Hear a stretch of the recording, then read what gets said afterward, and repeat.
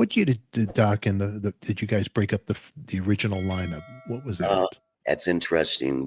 We broke up on our very last show on Monsters of Rock. Wow. We did the show.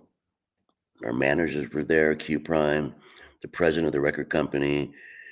Everybody was there, because they knew we were just at each other's throats.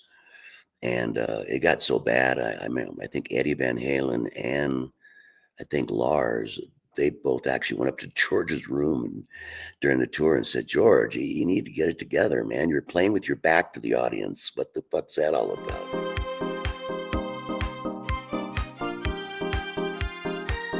Yeah, I'm nervous.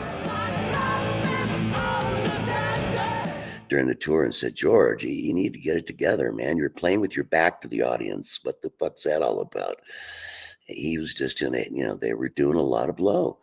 And I don't know why George was playing with his back to the audience. And he had the giant screens because you had to have 2 PAs for people in the nosebleed to hear us. And they went to his room and said, I think Eddie said to me, because I'd known Eddie since 76. We played with him on the Strip before Van Halen got signed. But they were the mover and shaker of the Strip. And I think from what I heard is like Eddie said, "Look, I don't like David Lee Roth." He goes, "But when we go on stage, we do our job. We're the best of friends. You don't wash your dirty laundry on stage. It's only a freaking hour and 20 minutes. Just stop with the, well, I hate Don. I hate him, And I'm like, well, you can't hate him for an hour and 20 minutes.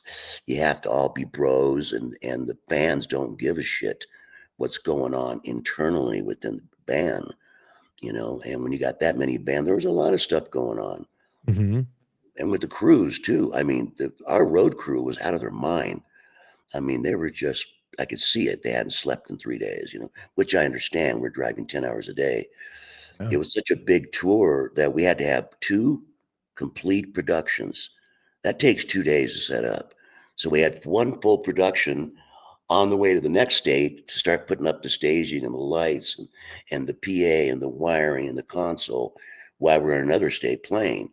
You can just drive there next day and set up your gear and go. It wasn't like that. So we had 2 full productions, and that was a lot of work. So of course the crews are getting their ass kicked. They're just driving. Sometimes it's raining, it was snowing, sometimes it was 115. I remember that tour like it was yesterday.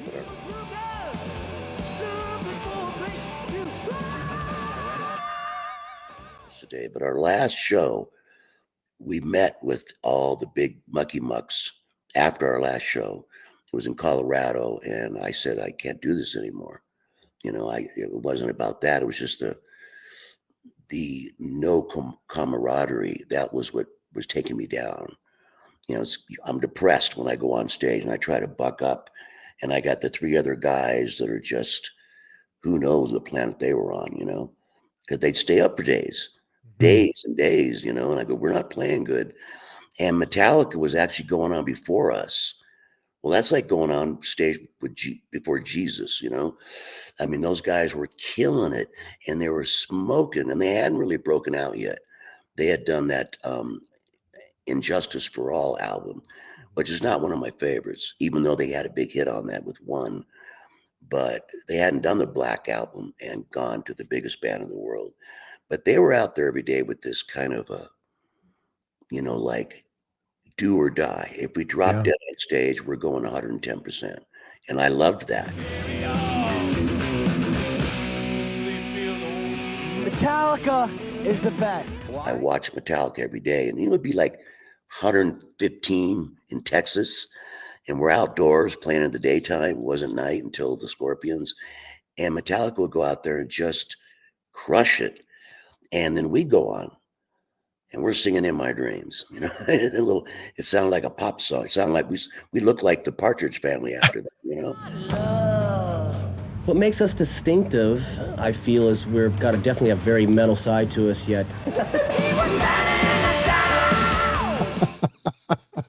And I tell the boys, I mean, you think about it, we're more of a hard rock band. We all sang big harmonies.